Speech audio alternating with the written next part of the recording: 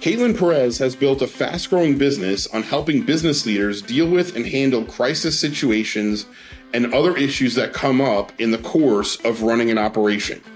The kind of how-to Kaitlyn does for clients is something the Business Observer writes about regularly. To read stories like that and more, subscribe to the Business Observer. Go to businessobserverfl.com to sign up. Hello and welcome to the Business Observer's From the Corner Office podcast. I'm Mark Gordon, managing editor of the Business Observer. Today's guest is Kaitlyn Perez, president and CEO of KPC Strategies. Kaitlyn, welcome to the podcast. Hi, Mark. I am very happy to be here.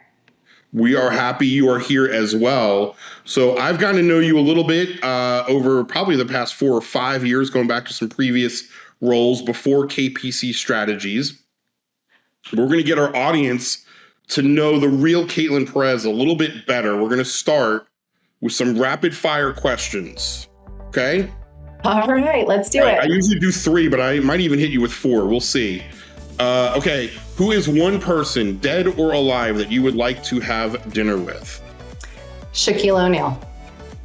Shaquille O'Neal. Can you tell us why? I love his heart and his character, and we are big Orlando Magic fans in this house. Interesting. There's great, there's all kinds of great videos on Shaq, but the banter that he has on that TNT NBA show is amazing, right? Like I see it on my scrolls on Instagram all the time. It's so good. It's unfiltered, authentic, and it has us rolling when we watch it. I love it. Yes. Like Barkley makes fun of him and he's like, I got 4 championship rings. You got 0. So they have a very good, very selected, hand-picked cast that they just riff off one another. Yes. I think there's no other television show or program like that. It's the best. Yes. And did you get to meet him? He was in Sarasota for an event like 2 years ago. No, see, this is the play. I'm going to mention it on From the Corner podcast. Hope someone's listening, and then I get an invite to dinner with Shaq. Got it. All right, I'm going to hope for you. Okay. Second question, what is one food that you would take with you to a deserted island? And you're going to this island without your husband and young toddlers. So it has to be a food. It can't be an adult beverage, you mean? It could. It's your deserted island and I haven't thought of it that way, so it certainly could be. So if I don't really need nourishment, I just want something really good that I love and I can't live without, candidly, that would be gummy bears. That's like my weakness. Gummy bears. Gummy bears is a weakness. Got it. All right. What are the 2 most used apps on your phone? Gmail for sure, and LinkedIn. That's good. You don't have to, sheepishly LinkedIn's good for business. Usually when people are sheepish when they answer that, it's Instagram. No, and in fact, I just got an Instagram, which is probably more telling. But I love LinkedIn. It's like an addiction. I need to work on it. It's becoming a little bit of a problem. It's a lot. Got it. Okay. All right, Kaitlyn. Well, again, Kaitlyn Perez is the president and CEO of KPC Strategies. Tell us, what is KPC Strategies? What is your niche? So KPC Strategies is a public relations firm that specializes in crisis communications, which essentially means any high-stakes moment that a company or a CEO may face where their reputation could be at stake. And you started this relatively recently. Tell us when this company started.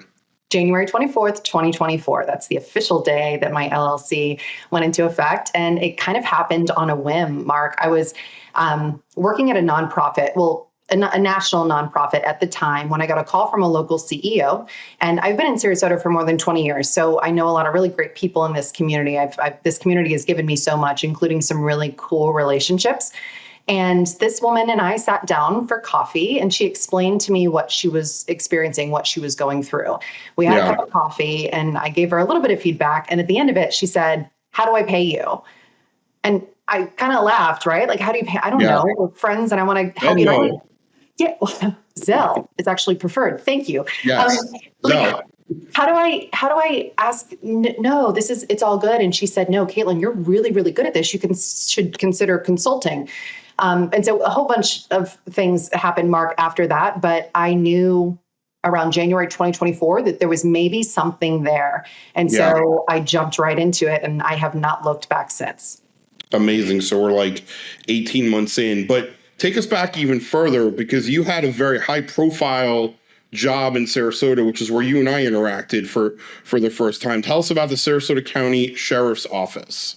Yes. So I worked for the Sarasota County Sheriff's Office for a little under a decade. I tell people it was both the highlight of my career and the hardest 9 years of my career. But I grew up at the Sheriff's Office. That's, when I got married, I worked there. When I had my first son, I worked there. When I had my second son, I worked there.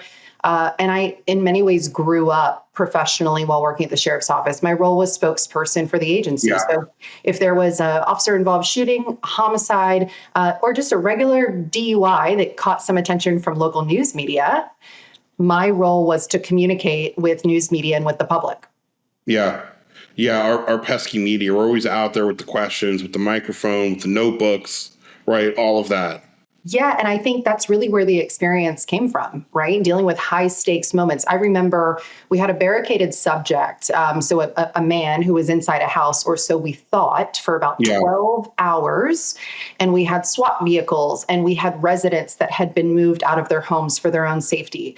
Well, we learned later on into the incident, like 12 hours later, that the guy was not hiding in the house. He had exited on the back side of the home. The reason I share this example is because I then had to communicate not just to news media, but to all of the residents who had been displaced for several hours outside of their home. We're all standing on the side of the road. And it was a holy cow moment. I better be really thoughtful about how I communicate this, because you've got residents that were just displaced. I mean, and that's one example, Mark, of dozens that I could give you. But that's what translated into my expertise around communicating when the stakes are high. Yeah. How did you get into this line of work, right? I know you went, I believe you went to USF, go Bulls, right? Oh, yeah. So how did you go from college into this line of work? So my first job was actually at Sarasota County government. And I owe that to one of my mentors, Mike Suarez, one of my favorite people ever. He helped me earn my first position at the county, and I taught Civics 101. So that's like the community program where you come in for 10 weeks and learn about how the county functions. You understand the fire department and how is it possible, when your water turns on, what's public works, all of those things. So that was a really good orientation to Sarasota, to county government, to the commission, to politics, how this community really operates. Yeah. And while I was teaching that class, I attended the Sheriff's Office Academy, which is very similar, a 10-week program, learn about law enforcement. I was listening to the Sheriff's Office talk about media relations, and I knew in that moment, that's exactly the job that I want to do. I applied, and I got lucky, I suppose, or I earned that position, and I went on to have an awesome career there. It was awesome. Yeah, you definitely earned that because you did some amazing work there. All right, so before we get to crisis management, go back. Tell me about Mike Suarez. Why is he a mentor to you? What are some of the things that we talk a lot about mentorship and leadership on this podcast. So why and how has Mike been a mentor to you in your career? Yeah, Mike Suarez, he's known to a lot of people in this area. I think he was former fire chief for the Sarasota County Fire Department, and then I think director of public safety at some point as well. He worked for the county for years. And I was young, right out of college, wasn't sure what I wanted to do. And he sat down and gave me his time. And when you're young like that and inexperienced and unsure which direction you might go, to have somebody at that level, with that level of influence, sit down and give you an hour of your time, that's a pretty big deal. And one thing I really admire about Mike is he's authentic and he cares about other people. He cares about this community. He's from this community. He's raised his children in this community. And something that I've been fortunate to develop over the years is a similar love for this community that's given back so much to me. I wouldn't be successful. I wouldn't have a business if it wasn't for this community. I owe so much to this community and to people like Mike. Yeah, and that you recognize that you took the time to recognize that he was willing to help you is really good as well. All right, so you're doing some crisis management, and I know every case is going to be different. Every client is different. But give us some general, you're in a crisis, you're a CEO, you're a leader. What are some things that you think, Kaitlyn, are must-dos and must-do-nots? What are the things that you think leaders should do in a crisis, and what should they avoid doing?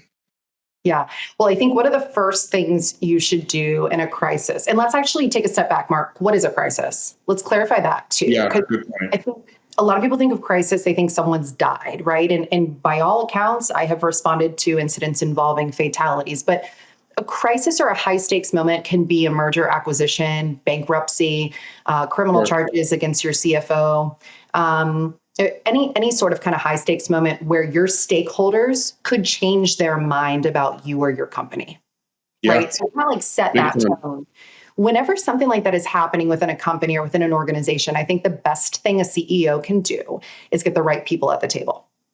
And what I mean by that is oftentimes when you're going through some sort of high stakes moment, it's impossible not to be emotional. And listen, maybe there's somebody out there that can be completely neutral and non emotional, but it's hard to find a CEO that can keep a complete level and clear head during a high stakes moment because there's a lot on the line. So the first thing a CEO should do is surround themselves with people that know them very, very well. So that might be your HR director, it can be your insurance producer, your VP, your COO, a crisis team lead. You need to make sure you have the right people at the table. The other thing I would tell a CEO to do is to respond, not react. Respond, not react. I like it. I love that. And it's not easy. It's not easy, right? Because um, things are on the line. You've got your board calling, your shareholders, you've got the public, right? Like if you sell a product, you have clients, customers, consumers. I mean, crisis can feel absolutely overwhelming. So the best way to respond rather than to react is to have those people at the table. Take a breath and think before you speak. Now, here's the caveat. So when we talk about must do versus do nots, what I will say is do not be silent and do not be silent for too long Yeah, because silence breeds speculation. You yeah, see, I mean, turn on TV right now, right? I'm sure you can find some company going through something. In fact, I think there's something on the front page of the Business Observer today. yes. I think there is. I think there is about somebody who's in kind of a bad situation. How can you ensure that when there's a void, your company, your organization fills that void so someone else doesn't tell that story for you? It can be scary and it can feel like a dangerous move, but if you don't speak up, someone's going to tell that story for you. Sure, right. As you said, that silence could be work against you because there's too much noise and people fill that with something else. Yeah, yeah. Yeah. The other thing I would say, kind of another thing to remember, that idea of reacting versus responding is to define rather than to defend. Can you tell I love alliterations and like words? Uh, we're a newspaper company, Kaitlyn. We love alliteration and puns. Okay, so tell me again, define, don't defend. Oh, this is my favorite. And it actually kind of changed my professional outlook on the work that I Okay. do probably 15 years ago. So in instances where an employee of yours is in trouble, let's say you've got an employee who just got a DUI in a company vehicle. It's got your Yeah, brand on the side of that vehicle. And man, we've worked 20 years to work on that reputation and that brand. sure. As the CEO, you can't defend the actions of that employee. It's defenseless, right? He got a DUI. What you can do is you can define what your values are as a company. You can Yeah, define what the culture is and why that individual's actions aren't in alignment with the values of your sure. organization. So it's this idea of defining, not defending. Yeah. And that's interesting too, because that's so important. And then as you're sort of pointing out, the challenge is, as we've learned on this podcast and in our personal lives, I think, right?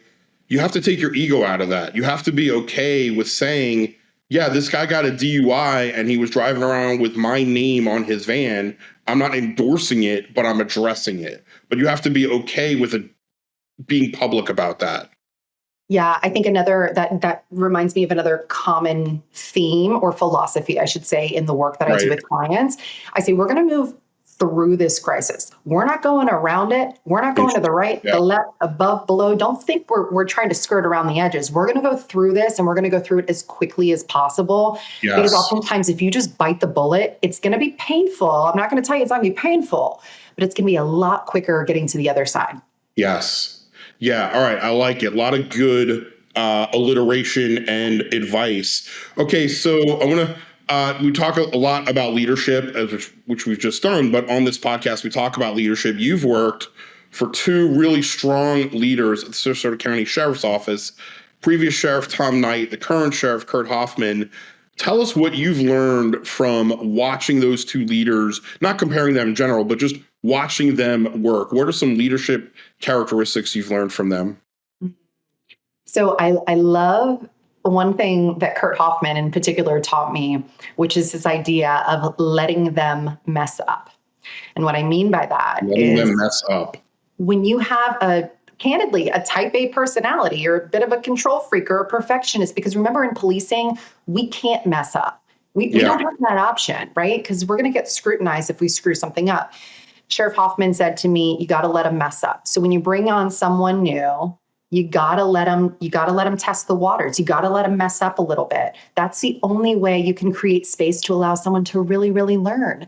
Yes. Otherwise, if you've got your thumb on them and you're constantly trying to course correct, they have no latitude to get uncomfortable and realize, hey, this worked. Hey, this didn't. Give them that latitude and let them mess up. Yeah, that's such an important lesson. And sometimes when we talk leadership here, we end up comparing it to parenthood. Now, you have young toddlers. I have a 16-year-old. We're in different stages. I have an almost 17-year-old of our parenting. But it's the same thing, right? You got to let them mess up. You can't always be around. You got to let them get uncomfortable. Yeah. And I'll tell you, I had a big takeaway. So I have an executive coach. I would also count her as kind of a mentor of mine. But she's been working with me candidly on this idea of perfectionism. Right? Yeah. Kaitlyn, you're going to exhaust yourself if you keep trying to be perfect. She said to me recently, how would you feel if your 4-year-old spoke to himself the way that you speak to yourself? Yeah. Mark, really completely stopped me in my tracks. And I felt like such a jerk. Like how on my little baby, his name's Cameron, he's precious. I would never want him to be so critical of himself as I am, right? Talk about ego. Right? Yes. Checking in at the door and then saying, you know what, this isn't going to be perfect, but I'm going to learn from it and I'm going to move forward. Yes. And, that's such great advice. And I know, speaking of LinkedIn, we're going to wrap it around to LinkedIn because you posted that on LinkedIn, and previous podcast from the Corner Office podcast guest, Amanda Parrish, and myself talked about that lesson that you learned, because we both have picked up that lesson. I think I could speak for Amanda. That's an important lesson, to speak to yourself like you would to your 4-year-old self. I'm also doing some work in my business when we talk about kind of differentiators and what sets, my business apart. I'm trying to do more work in trauma-informed response. So what we're learning more and more these days is the science behind trauma. And more often than not, though not always, my clients are experiencing some level of trauma. So how am I not only walking in and handling business when I need to, when things are really, really tough, but then ensuring that my clients are good for the days, weeks, months following? Because big incidents like this, and again, it can be an arrest, it can be a fatality, it can be an M&A, it can be a new leader. Something is happening that can change the way people think about you. And if it's hard and tough enough, it doesn't just end in a day. You can't wrap it up in a week and put a bow on it. You know what I mean? So just bringing that all the way around, Mark, to what you were talking about is talking to ourselves and giving ourselves empathy when we're going through hard things. Yeah, for sure. So the flip side is, it's not really a crisis, but sometimes when you have your own business, things don't go your way. I'm not talking about a crisis, but you don't get a client that you wanted, or you messed up on a client presentation, or you think you did, but you really didn't. But how have you, Kaitlyn, as a leader, grown to come back from setbacks, to come back from missteps and things that you don't think worked out the way that you wanted them to? So one of my mentors, who I'm going to name because I think she's exceptional, and I think she's been a guest as well, is Kristen Lessig-Schennerline. Yes, she has. Amazing. Big fan. She has helped me recognize that failures and setbacks are not failures, right? Coming from someone who's a perfectionist, right? This is a big step. They're learning opportunities. I have learned more in the last 18 months than I ever thought was possible. I remember in the fall of last year, I was still working full time and then running my business on the side just to kind of dip my toe in the water, see what it felt like, see if I could pull it off. And I spent so much time writing a proposal for a client. I sat down on my couch I looked at this proposal, Mark, for hours. Yeah. Out of my eyes, crossing my T's, spacing, alignment, format. And I actually remember, and shame on me, I remember seeing my kids above my monitor playing in the living room, but I was so focused. Yeah. Right, Mark? Another one of those stop you in your tracks, put you in your place moments. Sure. I was so hyper-focused on getting this proposal perfect that I missed the bigger picture. And what I did is I emailed the proposal. And it was completely taken out of context. What I should have done is called up the prospective client and said, hey, I've got this proposal ready. When can I come in so we can talk through it, so we can co-create what this engagement is going to look like? Instead, I shipped it off via email. Guess what? I didn't get the business. It also allowed me, though, to mess up and realize this was a learning opportunity. And maybe this isn't a client that I wanted to work with anyway. I mean, I learned. This was in the fall of last year. And if it was not for Kristen Lessig-Schennerline, I would have thought that was an absolute failure, but it was not. It was a learning opportunity. Yes. Amazing. And you bounce back from it. I love it. All right. So we are recording this. It's actually the early days of summer. So we're about halfway through 2025. And as we said, you're 18 months into KPC Strategies. What can we look for the rest of the year from you, Kaitlyn? What is new and exciting coming up for KPC Strategies? Can you tell by looking at me how much I love this work, Mark? Amazing. I love it. I wear it right I love here. that you love it. I love it so much. And I was talking to my husband recently, and by no means do I think I'm changing the world, because I don't. But I recently had an engagement with a client. It's kind of ongoing. And this client has gone through one of the most profound and difficult experiences that an individual and a business owner has gone through. And I have not only been able to support this person through the business aspect of it, but through the personal aspect of it. Yeah. And I am honored that I am able to do this work. So the future, I think, is really bright for KPC. I'm going right now through a rebrand to further identify and scope out what KPC looks like, because it's changed. It's evolved in the last 18 months. I was doing a lot of business development in the beginning, part of the year. I'm at capacity. So I've got to figure out how I can scale, how I can grow. It's a service-based business. So I'm not going to productize. I can't make a crisis plan and pass it out and sell it for, $100. That's not KPC. This is curated, white glove. I'm sitting right alongside that CEO when he or she needs me.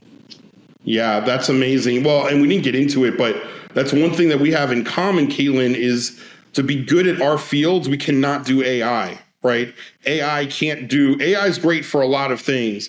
It can't do really good journalism, and it can't do really good crisis communications.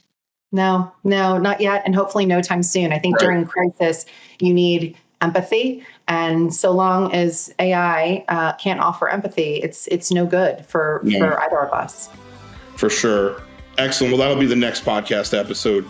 All right. Well, Kaitlyn Perez, CEO and founder of KPC Strategies, thank you so much for joining us on the From the Corner Office podcast. You're the best, Mark. Thanks. Thank you for listening to the Business Observer From the Corner Office podcast. I'm your host, Mark Gordy. This podcast was produced by Reed Corley of the Corley Company in Sarasota. To hear more episodes of From the Corner Office podcast, go to businessobserverfl.com.